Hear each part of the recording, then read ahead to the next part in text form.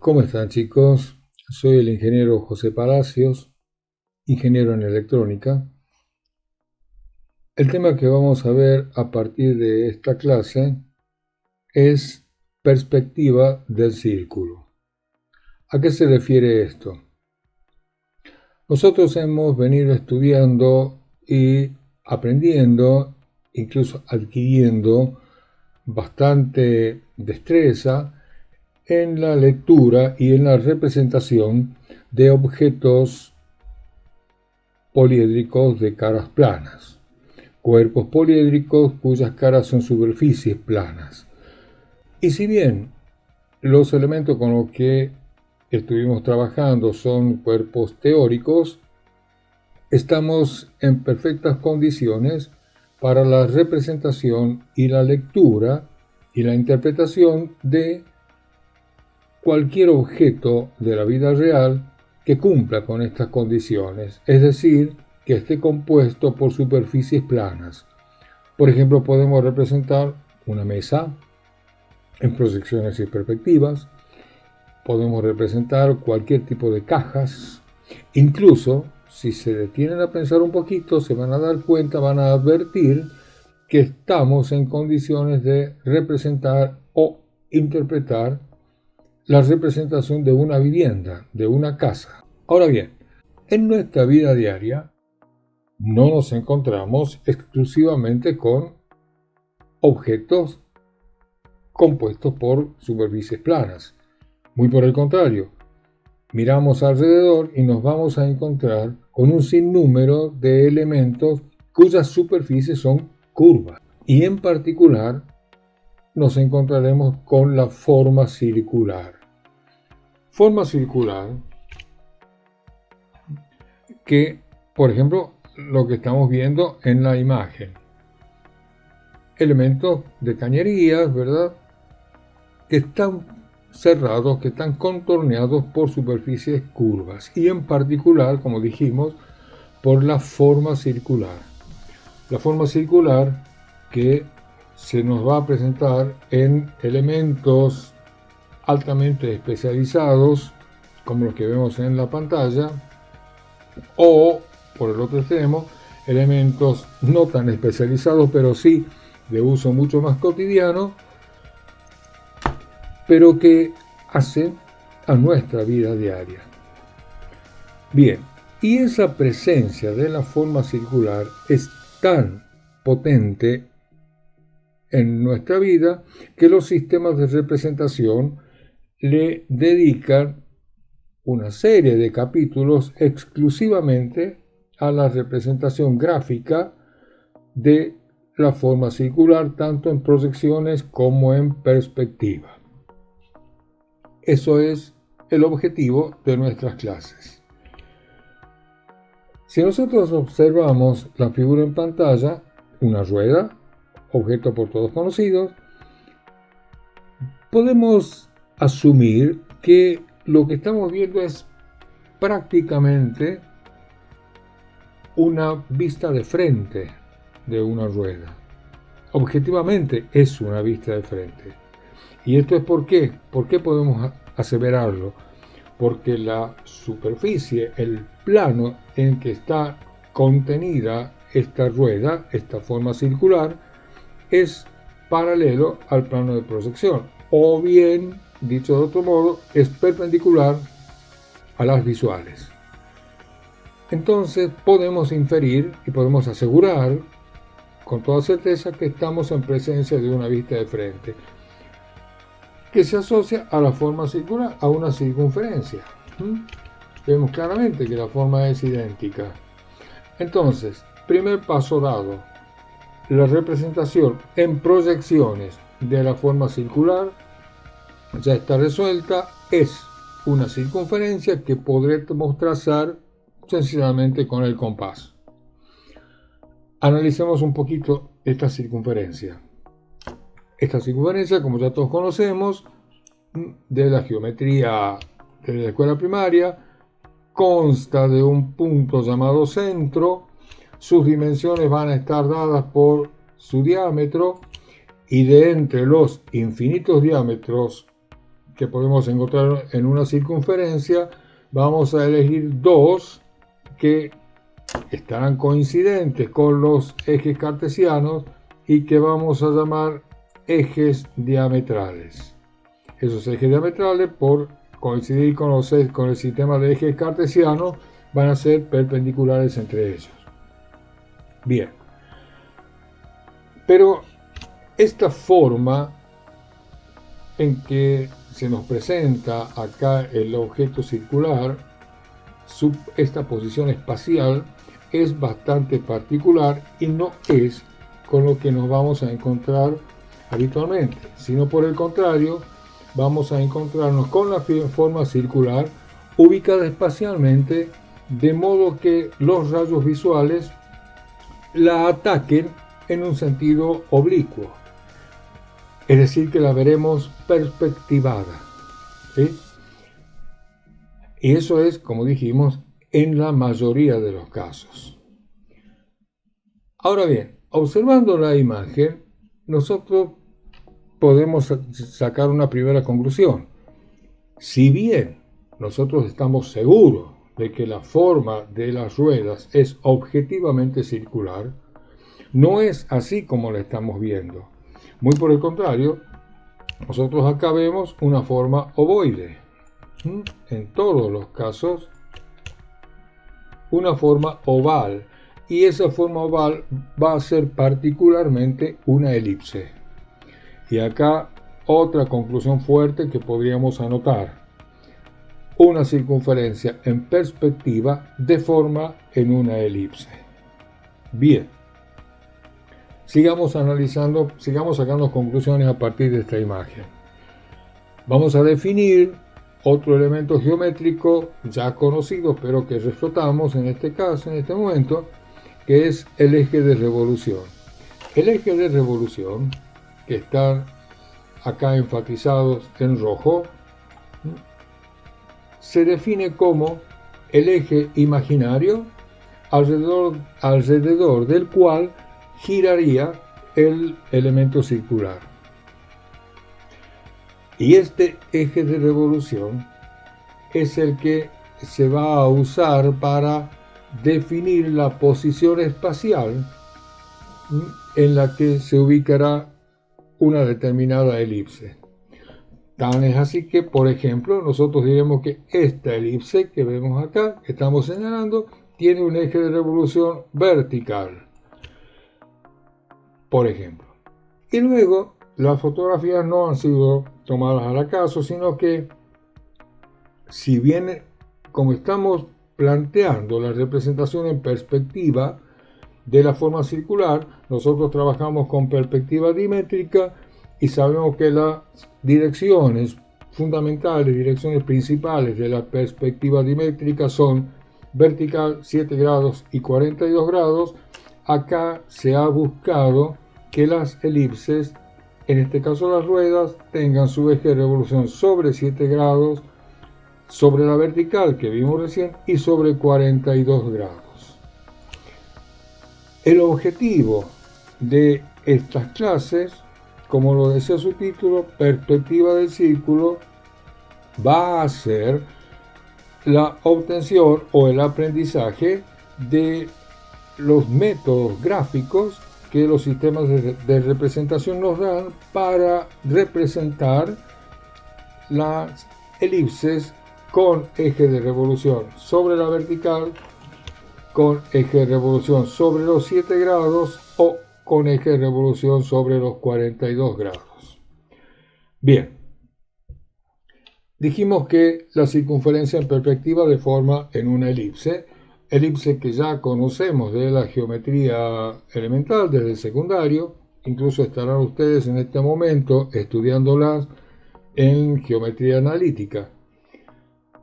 A nosotros, de los elementos que constituyen la elipse, desde el punto de vista de la representación gráfica, nos interesa saber que la elipse tiene un punto centro y que tiene dos ejes de simetría, un eje mayor de simetría, observen la nomenclatura, y un eje menor de simetría, con su nomenclatura característica, y que estos ejes cumplen con la propiedad de ser perpendiculares entre sí.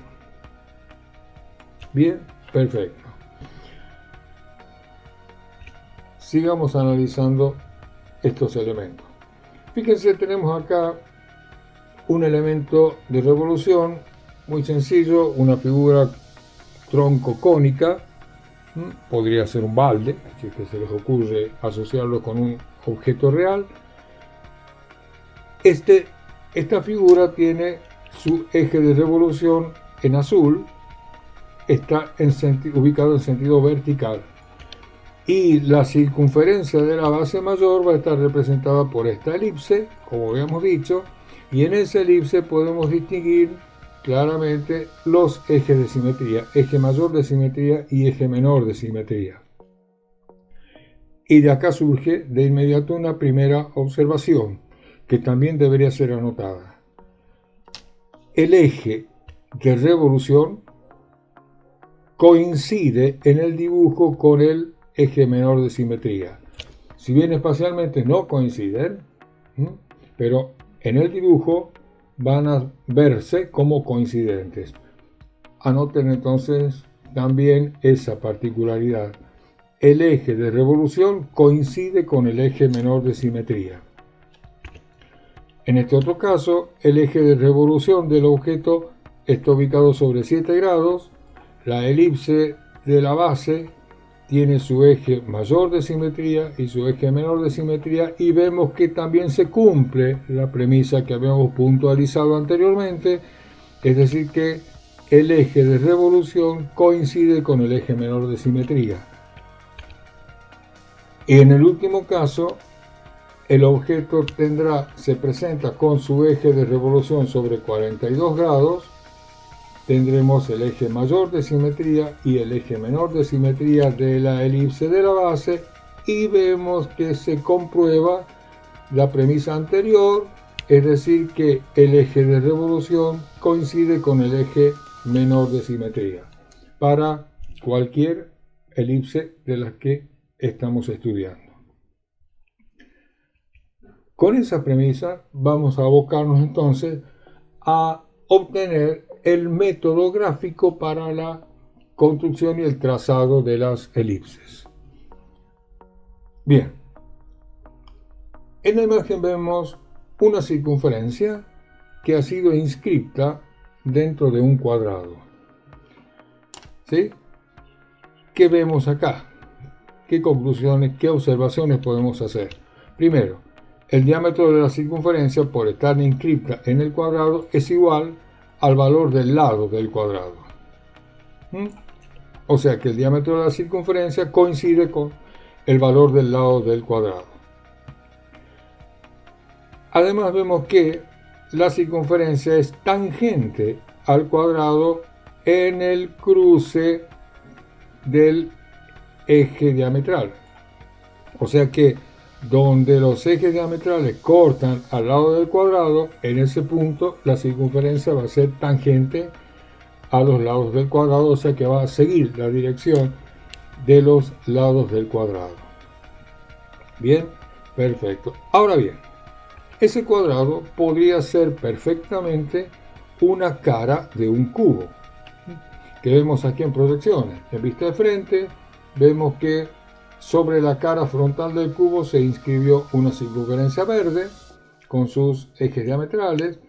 En la cara superior, lo vemos en la vista superior, se inscribió una circunferencia roja con sus ejes diametrales, y en la cara lateral, se ve como se muestra acá en la vista lateral, se inscribió una circunferencia azul con sus ejes diametrales. Esto lo tenemos representado acá en la perspectiva, donde vemos efectivamente que en la cara frontal se inscribió una circunferencia verde, que de hecho va a estar deformada en una elipse. En la cara superior tenemos inscrita la circunferencia roja, que va a estar deformada en una elipse, en esta elipse roja. Y luego en la cara lateral tendremos la circunferencia en azul, que estará representada por esa elipse en azul. Si aplicamos lo que veníamos diciendo hasta acá, Esta circunferencia verde tendrá su eje de revolución sobre 42 grados porque alrededor de esa dirección de ese eje podría girar esa rueda verde. En la cara superior la elipse roja tendrá su eje de revolución sobre la vertical y en la cara lateral la circunferencia azul tendrá su eje sobre los 7 grados. Bien, vamos a comenzar trabajando sobre la elipse con eje de revolución vertical. Pero podemos todavía hacer un análisis posterior. Fíjense, nosotros sobre la circunferencia roja tenemos los ejes diametrales que se extienden desde la mitad del lado del cuadrado hacia la mitad del lado opuesto. Si aplicamos esto en la perspectiva, tendremos este eje diametral que se va a extender desde la mitad de un lado hacia la mitad del lado opuesto del cuadrado. Ese eje diametral, observen que va a quedar sobre 7 grados. Por el contrario, en la cara opuesta del cubo vamos a encontrarnos con el otro eje diametral que se va a extender también desde el punto medio de un lado hacia el punto medio del lado opuesto y que me va a determinar en el cruce con el eje diametral de 7 grados el centro de la elipse, punto por el cual va a pasar el eje de revolución, y entonces tendremos que los ejes diametrales para la elipse con eje de revolución vertical se van a encontrar sobre 7 grados y sobre 42 grados. Y como se trata de la misma circunferencia que tenemos en vista superior, entonces la condición de que la circunferencia debe ser tangente al lado del cuadrado en el eje diametral se debe mantener. Entonces acá vemos que sobre el eje diametral de 42 grados la circunferencia, o la elipse mejor, va a ser tangente al lado del cuadrado, y lo mismo va a suceder en el eje diametral de 7 grados, donde la elipse será tangente a la dirección 42 grados, que es la dirección que tiene el lado del cuadrado en ese punto. Apliquemos todo esto entonces para la elaboración de la construcción gráfica que tenemos que plantear. Vamos a construir entonces, como dijimos, una elipse con eje de revolución sobre la vertical. Datos iniciales. Necesitamos conocer el punto centro de la elipse, que es el que nos va a dar la ubicación de la elipse en el espacio, y las dimensiones de su diámetro o radio. Tenemos el punto centro dentro de nuestro papel y a partir de él podemos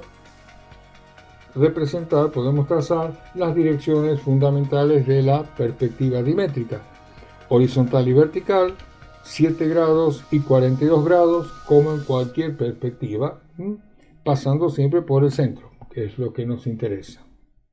Bien, observando entonces, ya hemos dicho que nuestra elipse va a tener un eje de revolución sobre la vertical, entonces acá planteamos nuestro eje de revolución sobre la vertical. SUC es la sigla de eje de revolución. Tenemos nuestro eje de revolución sobre la vertical, por lo tanto ya conocemos las direcciones de los ejes de simetría. El eje menor de simetría coincidente con el eje de revolución y perpendicular a él el eje mayor de simetría. Perfecto.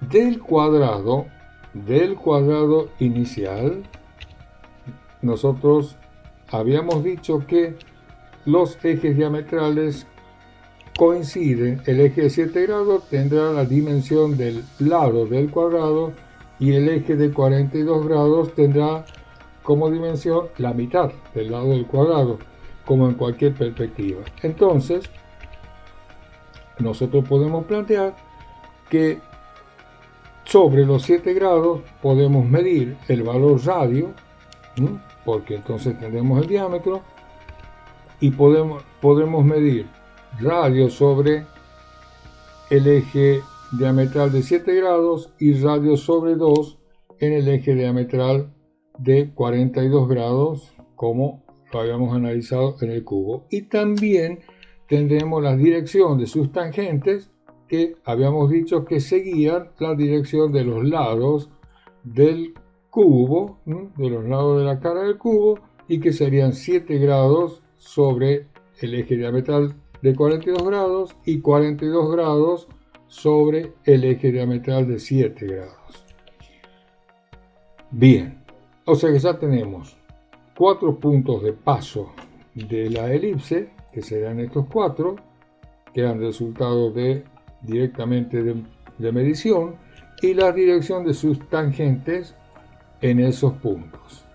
Bien, ahora vamos a pasar a un método constructivo muy interesante que nos va a permitir, nos va a facilitar la construcción de la elipse.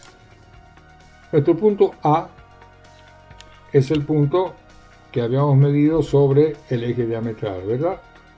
Con la medida del radio. Y la tangente de 42 grados, al cortarse con el eje mayor de simetría, me determina el punto B. ¿Sí? Bien. Tengo entonces ese segmento AB. Por la mitad del valor de AB, por la mitad del segmento AB, que mido con la regla, encontraré el punto C, que como dije, está en la mitad, en el punto centro del segmento AB. Por C voy a trazar una vertical, o sea, una perpendicular al eje mayor de simetría, y esa vertical, al cortarse con el eje de simetría, me da el punto D. Ese punto D es un segundo punto de paso de la elipse con su dirección tangente, que va a ser esta vertical. Entonces ya tengo el punto A como punto de paso de la elipse con la dirección dada por la tangente, y el punto D, ese segundo punto de paso de la elipse con su tangente dada. Eso me va a permitir esbozar un primer tramo de la curva de la elipse, pasando por los puntos A y D y siguiendo la dirección de las tangentes. Esa construcción, una construcción análoga, voy a hacer también en el otro extremo de la elipse. ¿Sí? Bien.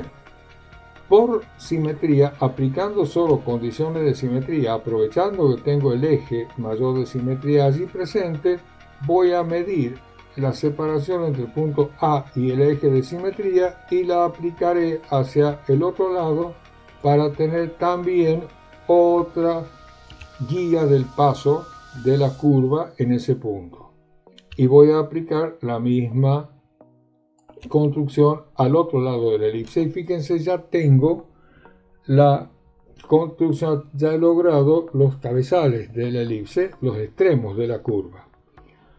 Como dato adicional, si medimos el resultado de esta construcción gráfica, vamos a ver que en el eje mayor de simetría, el valor que tengo sobre el eje mayor de simetría va a ser igual al radio que había medido más un 5% aproximadamente. Bien, sobre el eje diametral de 42 grados voy a realizar una construcción análoga. Ya tenía la tangente que, como dijimos, era sobre 7 grados. Esa tangente corta al eje menor de simetría en el punto F, determinándome el segmento F. Por la mitad del segmento EF, que obtengo por medición, midiendo con la regla, obtengo G. Y por G voy a trazar una perpendicular al eje de simetría. El eje menor de simetría es vertical, por lo tanto, la recta que trazaré por G va a ser una recta horizontal. Y esta recta me determina el punto H, que va a ser un segundo punto de paso de la curva y la horizontal va a ser la tangente de la curva en ese punto. Construcción análoga voy a poder construir en el otro lado de la elipse. Y entonces ya puedo esbozar el arco de elipse pasando por los puntos E y H y siguiendo la dirección de sus tangentes correspondientes. La misma construcción, como dijimos, puedo realizar en el otro extremo.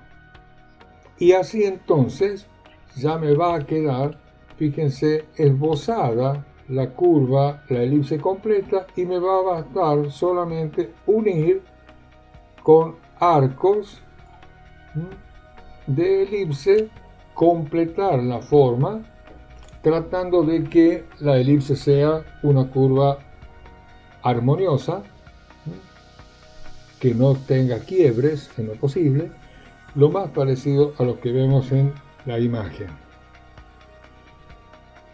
Toda esa construcción ahora, fíjense, va a depender la forma final, deberá ser simétrica con respecto a ambos ejes de simetría. Donde mejor podemos constatar esa simetría es alrededor del eje mayor de simetría, y nosotros tendremos que comprobar que las dos mitades de la elipse, la mitad en verde y la mitad en naranja, son similares.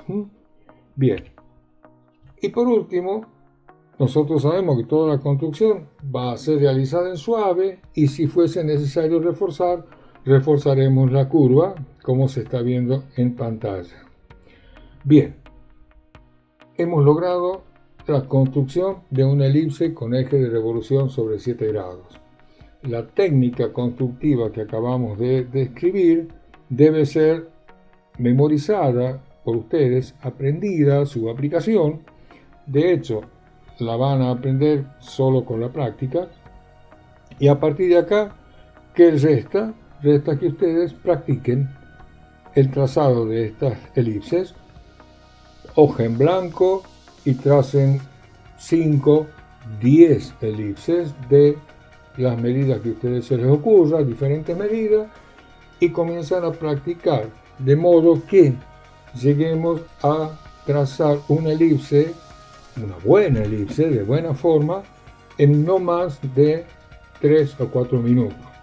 Ojo, no es una exageración lo que estoy diciendo, porque si ustedes piensan que cualquier elemento, cualquier objeto real, cualquier pieza de máquina, iba a estar compuesta por 8, 10, 12 elipses. Por lo tanto, hablar de construir una elipse en no más de 4 minutos no es una utopía. Bien, continuemos adelante y vamos a estudiar ahora el método constructivo para una elipse con eje de revolución sobre 7 grados. Como siempre, los datos de partida, el centro de la elipse y sus dimensiones. Tenemos el punto centro. A partir de él trazamos las direcciones fundamentales, horizontal y vertical, 7 grados y 42 grados. No está de más aclarar que los 7 grados y los 42 grados pueden estar hacia derecha o hacia izquierda. Eso va a depender de lo que decide el dibujante y de el cuerpo que vayamos a construir. Ya tenemos nuestras direcciones fundamentales. Tenemos también como dato, habíamos dicho que el eje de revolución debería estar sobre 7 grados. Allí lo tenemos sobre 7 grados. ¿Sí? Bien. Y si tenemos la dirección del eje de revolución, también tenemos, porque es coincidente con él, la dirección del eje menor de simetría, y perpendicular a él, la dirección del eje mayor de simetría. Y acá vale la pena detenernos un poquito. Hemos dicho que a partir de la dirección del eje menor de simetría, que en este caso está sobre 7 grados, el eje mayor de simetría se va a ubicar por perpendicularidad, trazándola perpendicular con la escuadra. ¿Sí? Apoyamos la escuadra sobre los 7 grados, sobre el eje menor de simetría, y el otro cateto de la escuadra nos va a dar la dirección del eje mayor. Insisto en esto, chicos, ¿por qué? Porque el estudiante suele decir, el eje mayor de simetría está a 7 grados con respecto a la vertical.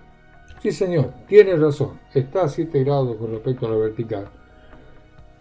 Pero cuando llega el momento de construir una elipse, y sobre todo bajo el estrés de un examen, cuando dicen 7 grados respecto a la vertical, comienzan a dudar 7 grados a la derecha o 7 grados a la izquierda. Y producto de esa duda, les garantizo que les va a salir que trazan los 7 grados del lado incorrecto respecto a la vertical, y después no pueden terminar de construir la elipse, no la pueden cerrar. Entonces, no lo piensen como 7 grados respecto a la vertical. Olvídense de eso, no es así. El eje mayor de simetría es perpendicular al eje menor y lo trazo con la escuadra. ¿De acuerdo? Bien. Continuemos avanzando. Lo que estamos trazando es esta elipse azul, ¿sí? Donde el eje de revolución está sobre los 7 grados y los ejes diametrales están sobre la vertical, y en ese caso su dimensión es igual al lado del cuadrado, o sea, diámetro, y el otro eje diametral está sobre 42 grados y su dimensión es radio sobre 2. ¿De acuerdo? Bien, entonces llevemos eso en esta construcción. Trazamos sobre la vertical el valor del radio y sobre los 42 grados el valor radio sobre 2. Los valores del radio medido sobre el eje diametral vertical y el valor del radio sobre 2 medido sobre el eje diametral de 42 grados, tal cual lo habíamos visto en el cubo.